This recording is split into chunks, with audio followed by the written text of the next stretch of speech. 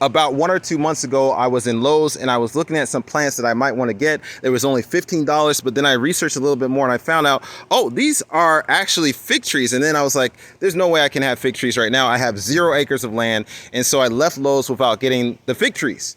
But then the next day I was researching online and I found out, whoa, people actually are growing fig trees in pots. And I was like, I could actually do this. I could actually have a tree, even though I have 0 acres of land, if I put it in a pot. And so I finally, like, I don't know, it took me about a month or something. I was like, okay, I'm going to go ahead and buy a fig tree. But then when I went to Lowe's, there was no fig trees there. So what I did instead is I went to Lowe's and I got this plant right here. I got the blueberry plant. And I was like, okay, I'll at least have some blueberries and that'll be what I get. But then, you know, I'm thankful for what happened.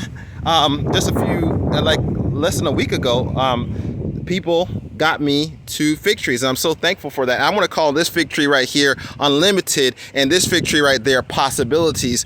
And what I want to say and encourage you about is sometimes we don't see the unlimited possibilities right outside of our duplex, right outside of our apartment.